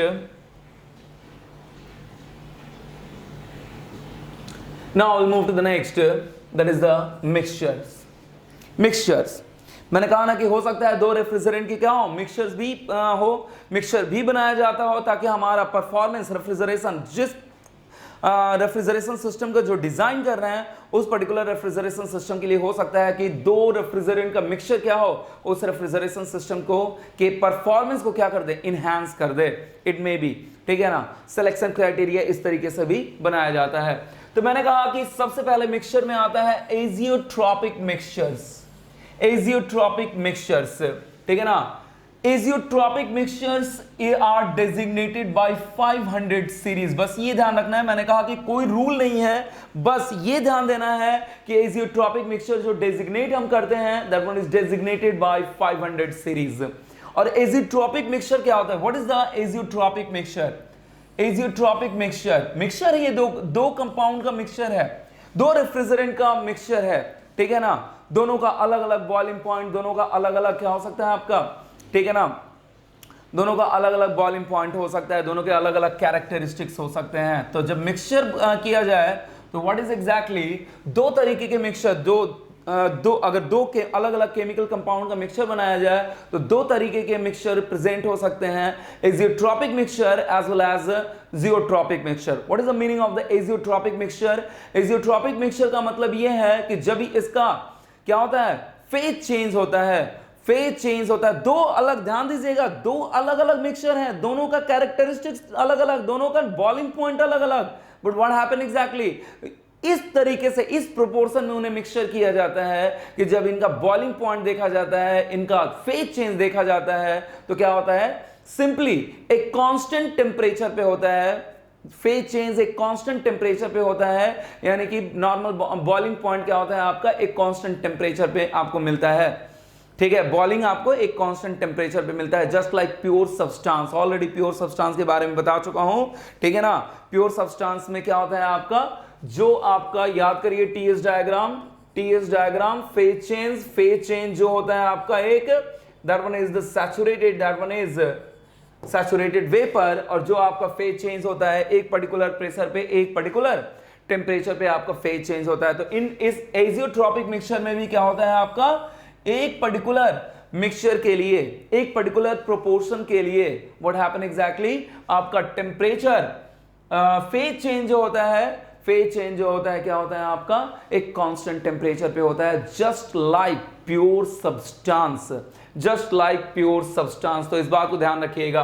for azeotropic mixture the phase change is, for azeotropic mixture phase change is at constant temperature just as pure substance, ठीक है, just as pure substance azeotropic mixture। आपने याद करिए, आपने material science वगैरह में eutectic mixture भी पढ़ा होगा। तो यूटेक्टिक मिक्सचर कब कहते हैं, जब सॉलिड और मिल्टिंग, ठीक है ना। सॉलिड और लिक्विड फेज की बात होती है तब यूटेक्टिक पॉइंट कहते हैं। यूटेक्टिक मिक्सचर भी वही होता है जिस मिक्सचर के लिए आपका क्या हो, जिस मिक्सचर के लिए एग्जैक्टली फ्रीजिंग लिक्विड से फ्रीजिंग एक कांस्टेंट टेम्परेचर पे हो जाए। ट्राई टू अंडरस्टैंड क्या कह रहा हूं मैं। Just like pure substance, eutectic mixture, आपने मटेरियल साइंस वगैरह में क्या पढ़ा होगा, यूटेक्टिक मिक्सचर। और एजियोट्रॉपिक मिक्सचर कब कहते हैं, जब आपका लिक्विड से वेपर फेज की बात करते हैं तब एजियोट्रॉपिक, बस नाम चेंज कर जाता है, ठीक है ना। एजियोट्रॉपिक मिक्सचर कहते हैं जब वहीं पे लिक्विड और सॉलिड की बात होती है तो क्या होती है, that one is called as the eutectic mixture. जब लिक्विड से सॉलिड में आप कन्वर्ट करते हो तो क्या होता है, व्हाट हैपन एग्जैक्टली, वहां पे आपका एक पर्टिकुलर टेम्परेचर पे ही फ्रीजिंग में मतलब फेज चेंज हो जाता है, लिक्विड से सॉलिड में कन्वर्जन हो जाता है, just like pure substance. This is exactly the eutectic mixture, that one is exactly called the eutectic point, ठीक है ना। इस तरीके से मिक्सचर है, इस प्रोपोर्शन में मिला है कि that one is treated like a pure substance, ठीक है ना, इस तरीके से कि that one is behave like a pure substance, ठीक है ना। और एक पर्टिकुलर टेम्परेचर पे ही क्या हो रहा है, फेज चेंज हो रहा है। और यूटेक्टिक मिक्सचर भी आपका वही होता है। Now will see the azeotropic mixture. Already बता चुका हूं, एजियोट्रॉपिक मिक्सचर को जनरली कैसे करते हैं, 500 सीरीज से डिनोट करते हैं। We will denote the azeotropic mixture by the 500 series, ठीक है ना। ये बात अलग है कि मैंने कहा ऑलरेडी प्रीवियसली, मैंने कहा कि जनरली एजियोट्रॉपिक मिक्सचर का डेजिग्नेशन का कोई रूल नहीं होता है, ठीक है ना। इसके डेजिग्नेशन का कोई पर्टिकुलर फॉर्मूला नहीं होता है, इसे आर्बिट्रेरली डेजिग्नेट करते हैं। बट एक चीज हमेशा ध्यान रखना है कि अगर ये एजियोट्रॉपिक मिक्सचर है that one is always started with the 500 series, इस बात का हमेशा ध्यान रखना है, ठीक है ना। लाइक थोड़ा रियलाइज करें, मैंने कहा कि सबसे पहला एजियोट्रॉपिक मिक्सचर अगर एग्जांपल लेते हैं तो that one is the R500, that one is the R500, ठीक है ना। That is the mixture of R12 already जान चुके हैं हम लोग, ठीक है ना। We have discussed about the R12, R012 याद होगा आपको, R012 प्रीवियसली मैंने डील किया। And now the R152A, that's another matter। यहां पे A दे रखा है कि ये जो भी केमिकल फार्मूला R152 का होगा ऑब्वियस उसका कोई आइसोमर्स होगा, इसलिए हमने यहां पे A डेजिग्नेट कर रखा है, ठीक है ना। तो मैंने कहा कि इसे कैसे डिनोट किया, mixture of R12 that is the 73.8% and R152 that one is 26.2%।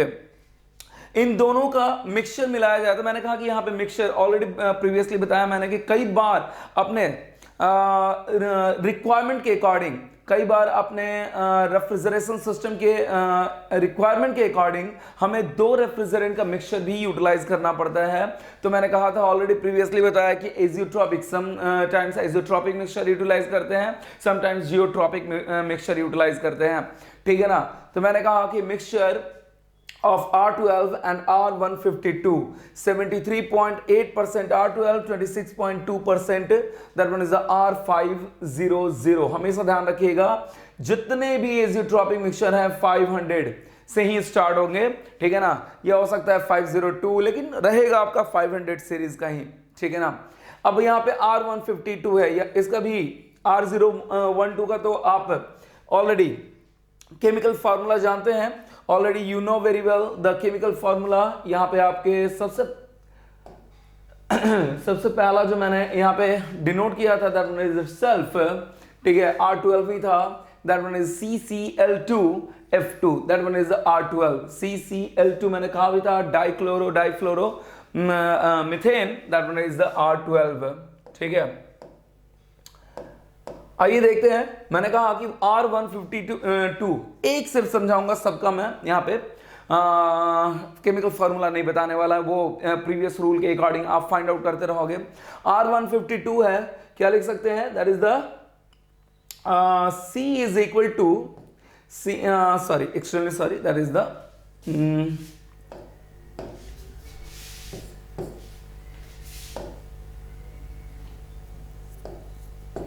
that is RC-1 and that is the C-1 के बाद that is the H 1 into F, ठीक है, इंटू नहीं है, सिंपली एफ, ठीक है ना, यूनिट प्लेस पे एफ है,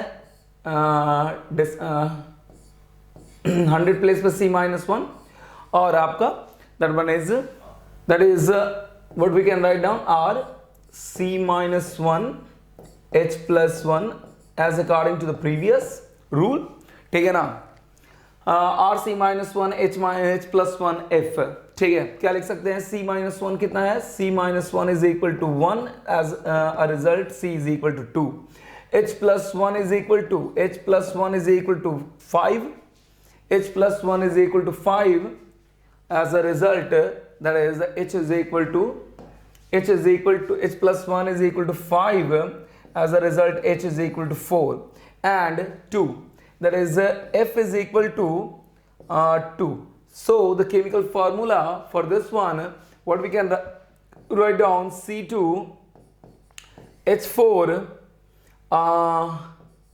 F2 and H plus F plus L is equal to, यहाँ पे 2 है, carbon atom is 2, that's why that one is 6. ये H आपका 4 and F is 2, as a result there will be no any chlorine atom in this mixture, there will be no any chlorine atom in this, there will be no any chlorine atom in this R152, ठीक है ना, R152 के लिए किसी तरीके का chlorine इसमें नहीं होगा, बट R12 में तो as we know that dichloromethane, that's why कहीं ना कहीं इसमें क्लोरीन है, 2 एटम क्लोरीन के हैं इसमें, लेकिन इसमें R152 में किसी तरीके का क्लोरीन एटम नहीं है, C2H4F2, this is your R500, ठीक है। Now will move to the next R502. R502 is the mixture of R22 which is 48.8% and R115, again आप इसे find out करते रहना according to this rule, ठीक है ना, that is the 51.2%. Now 503 mixture of R23, that is 40.1%, ठीक है ना, 40.1% and R13 is 15.9%, obvious. And finally that is the R507A is R125 50% and R43 50%. that one is our azeotropic mixture, examples of the azeotropic mixtures, ठीक है ना। मैंने पहले भी कहा और अभी भी कहूंगा कि सिर्फ ये ध्यान रखना है कि एजियोट्रॉपिक मिक्सचर 500 सीरीज से स्टार्ट होगा, बट इनके लिए कोई पर्टिकुलर डेजिग्नेशन का रूल नहीं है, इन्हें आर्बिट्ररली डेजिग्नेट करते हैं। Now move to the next one, ठीक है, now move to the next one, zeotropic mixture. Zeotropic mixture already discuss कर चुका हूं मैं कि इनके लिए जो आपका बॉइलिंग होता है, ठीक है ना, इनके लिए जो बॉइलिंग होता है ग्लाइडिंग टेम्परेचर के साथ होता है, ग्लाइडिंग टेम्परेचर के साथ होता है। ग्लाइडिंग टेम्परेचर का मतलब कांस्टेंट टेम्परेचर में पर इनका फेज चेंज नहीं होता है, there will be no phase change at a constant temperature. लेकिन एजियोट्रॉपिक मिक्सचर के लिए मैंने बताया था एक कांस्टेंट टेम्परेचर पे आपका फेज चेंज होता है। ग्लाइडिंग टेम्परेचर के साथ इसका जियोट्रॉपिक मिक्सचर का क्या होता है, आपका phase change होता है। और you can say there will be the boiling of zeotropic mixture is not at a constant temperature, while in the process of boiling there will be some temperature rises, ठीक है ना, some temperature will rise, ठीक है, ये ध्यान रखिएगा। और zeotropic mixture के लिए it will always start with the 400 series। zeotropic mixture के लिए याद रखिएगा that one is always start with the 400 series, इस बात का ध्यान रखिएगा। अगेन इनके लिए कोई डेजिग्नेशन का कोई प्रॉपर रूल नहीं है, ठीक है ना, लेकिन ये ध्यान रखना है कि that one is start with, ये पहचानने का तरीका है, ठीक है ना। आर्बिट्रेरली डेजिग्नेट करते हैं ये बात अलग है, लेकिन जियोट्रॉपिक मिक्सचर पहचानने का तरीका एक ही है, that one is always start with the 400 series, ठीक है ना। R404A mixture of that one is obvious R120, इसका अगेन आप केमिकल फॉर्मूला लिख सकते हो, I am not going to what discuss, ठीक है। R407 मिक्सचर ऑफ R32 के बारे में तो बहुत अच्छा खासा डिस्कस किया मैंने, that is 20% and R125 is 40% and 134A is, इसके बारे में मैंने डिस्कस किया है, यहां पे भी R134A है 4%, लेकिन यहां पे 40% है आपका सेकंड वाले के केस में। R407B mixture of R32, R25, R134, इसे इसीलिए दिया गया है A एंड B क्योंकि तीनों कंपोनेंट सेम है, ठीक है, बट इनका परसेंटेज डिफरेंट है, दैट्स व्हाई इसे नाम दिया गया, नोमेनक्लेचर दिया गया A and B। I hope you can understand. Now R410, that one is quite important. R410 domestic air conditioning system में भी कहीं ना कहीं ये बहुत पॉपुलर है, that one is quite popular. R32 तो पॉपुलर है, that one is also popular, that one is also popular for domestic air conditioning system, ठीक है, that one is also popular for domestic air conditioning system nowadays, ये बात ध्यान रखिएगा nowadays।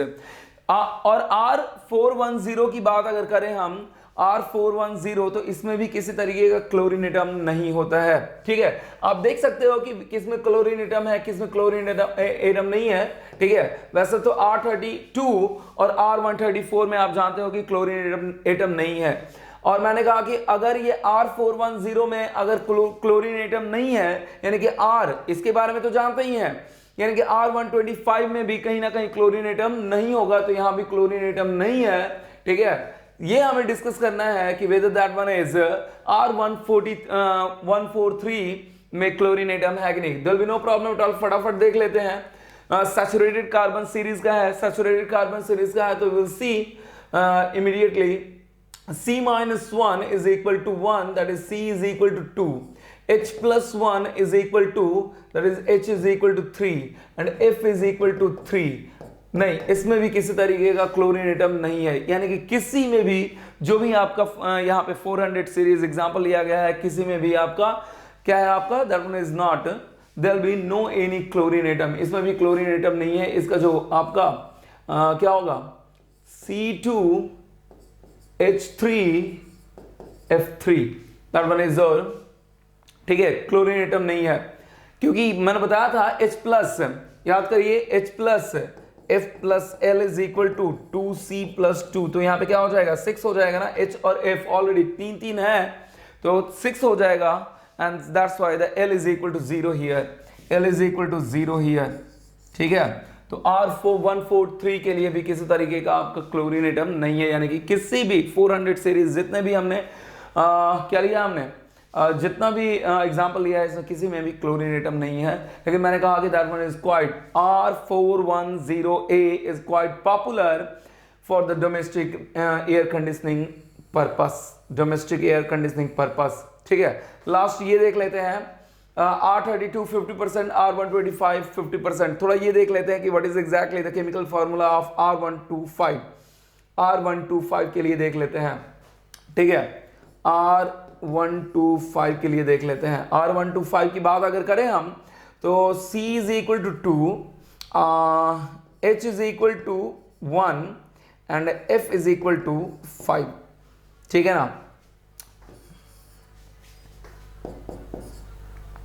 Now what we can write down, that one is written as,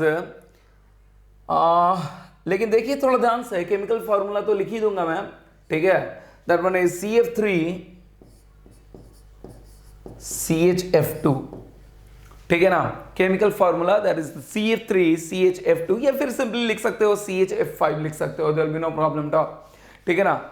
CHF5 लिख सकते हो, इसमें भी किसी तरीके का क्लोरीन एटम नहीं है, इसलिए दैट वन इज, ठीक है ना। ये आपका जियोट्रॉपिक मिक्सचर, यहाँ पे जो क्या मेन एस्पेक्ट है इसका, मेन एस्पेक्ट इज दैट इस केस में आपका जो भी आपका फेज चेंज होगा विद द ग्लाइडिंग टेम्परेचर, इस बात का ध्यान रहे, जो भी आपका फेज चेंज होगा विद द ग्लाइडिंग टेम्परेचर, यानी कि फेज चेंज में आपका टेम्परेचर ग्लाइड करेगा, इंक्रीज करेगा, चेंज करेगा, ठीक है ना, तो यानी कि यहाँ पे जो आपका बॉइलिंग फिनोमेना होगा, बॉइलिंग फिनोमेना में आपका टेम्परेचर कांस्टेंट नहीं रहने वाला है, टेम्परेचर स्लाइटली क्या होगा आपका इंक्रीज होगा in the case of geotropic mixture, ठीक है ना, in the case of geotropic mixture. Now hydrocarbons, hydrocarbons तो ऑलरेडी हम लोग देख चुके हैं प्रीवियसली, ठीक है ना, that is what saturated hydrocarbons के लिए देख चुके हैं हम लोग, ठीक है ना। C3H8, C3H8 का मतलब what is that meaning of the C3H8? Tell me. Saturated hydrocarbon होगा। क्यों सैचुरेटेड हाइड्रोकार्बन होगा? Because we know that is 3C+2 कितना होगा इस केस के लिए? दैट वन इज 8 ही होगा ना, तो ऑलरेडी हाइड्रोजन 8 है, that one is also comes under the, वैसा भी दिख रहा है कि प्रोपेन है, that one is the propane, alkane group का है प्रोपेन, ठीक है ना, that one is the butane and that one is the isobutane, उसी का आइसोमर्स, ठीक है ना, आइसोब्यूटेन इज द ब्यूटेन का ही, नॉर्मल ब्यूटेन का आइसोमर्स, एन ब्यूटेन का मतलब नॉर्मल ब्यूटेन, ठीक है ना। 3C+2 इसके लिए भी आप देखोगे 4C, sorry extremely sorry, that one is 2C+2, extremely sorry, 2C+2 is equal to, इसके लिए 2C मतलब 4 into 2 कितना 8 और प्लस 2 10 हो जाएगा, तो ये भी सही है आपका। वैसे भी मैंने कहा कि एल्केन ग्रुप है, क्या है, ब्यूटेन और आइसोब्यूटेन है, दैट ऑल आर। तो देखिए प्रोपेन के लिए तो बिल्कुल नोमेनक्लेचर सही है। आप ये प्रीवियस फॉर्मूला अगर अप्लाई करें, कौन सा, अगर ये प्रीवियस फॉर्मूला अप्लाई करें, I am going to apply here, try to understand, मैं यहां पे अप्लाई करने वाला हूं। अगर ये वाला फॉर्मूला आप अप्लाई करें, R is equal to C-1, R is equal to C-1,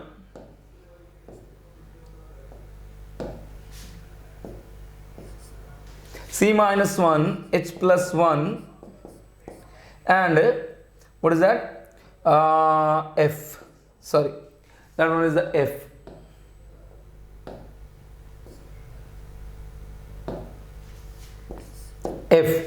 तो सबसे पहले चीज ध्यान रखिएगा, मैंने आपको प्रीवियसली बताया भी था कि कुछ एक्सेप्शनल सैचुरेटेड हाइड्रोकार्बन के केस में कुछ एक्सेप्शनल केसेस देखेंगे हम, तो वो क्या है, सबसे पहली चीज ये ध्यान रखिएगा, that should be in single digit. ये तीनों के तीनों अपने क्या, आप में क्या है, ठीक है, सिंगल डिजिट है, ठीक है ना। ये यूनिट प्लेस पे सिंगल डिजिट, ये 10th प्लेस पे सिंगल डिजिट, और ये 100 प्लेस पे आपका single digit. Try to understand, फिर से रिपीट कर रहा हूं, ये C-1 is a single digit, H+1 is a single digit, F is the single digit. ये हमेशा ध्यान रखना है, ये डबल डिजिट कभी भी नहीं होगा, H+1 या C-1 या F कभी भी कोई डबल डिजिट नहीं होगा, इस बात का ध्यान रखिएगा। तो मैंने कहा कि ये यूनिट प्लेस पे सिंगल डिजिट, 10th प्लेस पे सिंगल डिजिट, और that one is at the 100 place single digit, इस बात का ध्यान रखिएगा। तो मैंने कहा कि अगर C3H8 को देखा जाए तो what happen exactly, C-1 is equal to 3, C-1 is equal to what, 1 minute, C-1, C is 3 ना, ट्राई टू अंडरस्टैंड, तो C-1 कितना हो जाएगा, 2 हो जाएगा, C-1 3 है आपका, 2 हो जाएगा। H+1, H कितना है आपका, 8 है, 8+1 is 9, there will be no problem, और F इसमें कितना है, प्रोपेन में आपका 0, that's why the value will be 290, that's why the value will be 290, there will be no problem at all, I hope you can understand. फिर से repeat कर रहा हूं, यहां पे C कितना है, ये C is small c is 3 here, small c is 3 here and a small h is 8 here. So c minus 1, 3 minus 1, 2, 8 plus 1, 9 and f is 0. That's why there will be the 290. Nomenclature बिल्कुल सही है, designation बिल्कुल सही है according to this rule. But आइए थोड़ा realize करते हैं, N-butane की बात करेंगे हम. I'm talking about the N-butane. N-butane को अगर देखें यहाँ पे तो 4, C कितना है 4s, 4 minus 1 is 3, 4 minus 1 is 3 and that one is what 10, 10 plus 1 is 11. ये रूल अप्लाई नहीं होगा इस नॉर्मल ब्यूटेन के लिए क्योंकि H plus 1 कितना आ गया, डबल डिजिट में आ गया. Try to understand, H plus 1 के कितना आ गया, H plus 1 for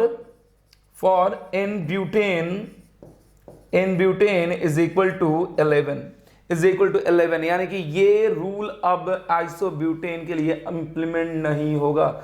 This is rule is not implement for the normal butane as well as for the isobutane. मैंने कहा कि यही एक एक्सेप्शनल केस है, ट्राई टू रियलाइज, क्योंकि क्या होना चाहिए C-1 H+1 और F क्या होना चाहिए, that should be the single digit. और इस नॉर्मल ब्यूटेन या आइसोब्यूटेन के लिए ये क्या आ रहा है आपका, that one is what, H+1 आपका डबल डिजिट में आ रहा है, and that's why this rule is not applied for the isobutane और नॉर्मल ब्यूटेन, नहीं अप्लाई होगा। और इसके लिए क्या करना होगा, यही मैंने कहा था कि that one is exceptional case, ठीक है ना, सैचुरेटेड हाइड्रोकार्बन्स में जो इस डेजिग्नेशन रूल से आपका काम नहीं आने वाला। और नॉर्मल ब्यूटेन और आइसोब्यूटेन को क्या करते हैं, अगेन आर्बिट्रेरली डेजिग्नेट करते हैं, आर्बिट्रेरली डेजिग्नेट करते हैं विद R600 एंड R600A, क्योंकि ये क्या है, isobutane is the isomers of normal butane, that's why chemical formula तो वही रहेगा, लेकिन क्या होगा आपका A utilize for the isomers, ठीक है ना, try to understand. Normal butane arbitrarily designate करेंगे normal butane, and that one is the R600 and isobutane that one is the R600A। Now will move to the next selection criteria. ये तो हमने actually designation देखा, designation of what, refrigerants, ठीक है ना। अभी तक हमने बहुत ज्यादा, हालांकि प्रीवियसली थोड़ा बहुत मैंने डिस्कस किया है कि कौन सा किसके लिए यूटिलाइज होता है, जैसे R140 मेनली किसके लिए, R22 के लिए डिस्कस किया मैंने, फिर R32 के लिए डिस्कस किया मैंने, देन आफ्टर R134A के लिए डिस्कस किया मैंने, देन R410 के लिए डिस्कस किया मैंने, देन आफ्टर NH3 के लिए डिस्कस किया था मैंने, और मैंने थोड़ा बहुत CO2 के भी बारे में बताया था। और मेन सिलेक्शन क्राइटेरिया आज के डेट में मैंने बताया था रेफ्रिजरेंट्स का कि इनके कारण ओजोन लेयर डिप्लेशन नहीं होना चाहिए और ग्लोबल वार्मिंग इफेक्ट क्या होना चाहिए, बहुत ही कम होना चाहिए। तो मैंने कहा कि कुछ, और मेनली इनके लिए कौन सा एटम रिस्पॉन्सिबल है, दैट इज क्लोरीन एटम। माना जाता है कि chlorine atom is mainly responsible for the what, depletion of ozone layer, ठीक है ना। तो जितने भी क्लोरीन एटम के आपके रेफ्रिजरेंट है 2000 तक क्या हुए आपके फेस्ड आउट हो गए, और एक सिर्फ बचा है, दैट वन इज R22, वो भी क्या हो जाएगा आपका 2030 तक फेस्ड आउट हो जाएगा। नाउ डेज, आज के डेट में जितने भी आप देखोगे आपके रेफ्रिजरेटर या फिर क्या, that one is air conditioning system filled with R32 या R410, जिसमें किसी तरीके का क्लोरीन एटम नहीं होता है। इनका क्या होता है, व्हाट हैपन एग्जैक्टली, इनका ओजोन लेयर डिप्लेशन पोटेंशियल तो बिल्कुल जीरो होता है, लेकिन ग्लोबल वार्मिंग इफेक्ट कुछ ना कुछ होता है, ठीक है ना। लेकिन रेस्पेक्टिवली द अदर वो भी क्या होता है आपका, बहुत कम होता है, ठीक है ना। तो मैंने पहले ही कहा था कि सिलेक्शन क्राइटेरिया क्या होना चाहिए, the selection criteria should be mainly, आज के डेट में mainly based on what, environmental issues, ठीक है। पहले ये देखा जाता है कि हाँ ये क्या होता है आपका, ओजोन लेयर को डिप्लेट नहीं करेगा और ग्लोबल वार्मिंग इफेक्ट इनके कारण क्या है। अब जितने बचे रेफ्रिजरेंट और 2030 तक जितने रेफ्रिजरेंट बचेंगे, और भी ऑब्वियस रिसर्च चल ही रहा है कि और भी अच्छे suitable refrigerant according to the application, according to the refrigerant system, application of refrigerant system, क्या किया जा सके, सुटेबल, और भी ज्यादा सुटेबल रेफ्रिजरेंट बनाया जा सके जिनका ग्लोबल वार्मिंग इफेक्ट क्या हो, और भी कम हो, और साथ ही साथ ओजोन लेयर डिप्लेशन पोटेंशियल क्या हो, और भी कम हो, ठीक है। तो मैंने कहा कि एक तो क्या किया मैंने, सबसे पहले उन रेफ्रिजरेंट को क्या कर लिया मैंने, कैटेगराइज किया कि ये आपके ओजोन लेयर डिप्लेशन पोटेंशियल इनके लिए क्या है, ओजोन लेयर डिप्लेट बिल्कुल नहीं होगा इनके कारण। उसके बाद अपने रिक्वायरमेंट के अकॉर्डिंग, अपने एप्लीकेशन ऑफ रेफ्रिजरेशन सिस्टम के अकॉर्डिंग, अपने डिमांड के अकॉर्डिंग उनके फिर थर्मोडायनामिकल रिक्वायरमेंट्स को देखते हैं, उनके फिजिकल रिक्वायरमेंट्स को देखते हैं, उनके कॉस्ट को देखते हैं, उनके केमिकल रिक्वायरमेंट्स को देखते हैं। This is exactly the selection criteria. लेकिन मैंने कहा कि नाउअडेज मेन कंसिडरेशन क्या, ozone layer depletion and the second one is the global warming. ये दोनों क्या होना चाहिए, एक रेफ्रिजरेंट के लिए बिल्कुल कम होने चाहिए, ओजोन लेयर डिप्लेशन तो बिल्कुल जीरो होना चाहिए, ठीक है, ग्लोबल वार्मिंग कम से कम होना चाहिए, ठीक है, try to understand. This is exactly mainly this is mainly actually the selection criteria for the refrigerants. Now we will see in the next class the selection criteria for the refrigerants. Thank you.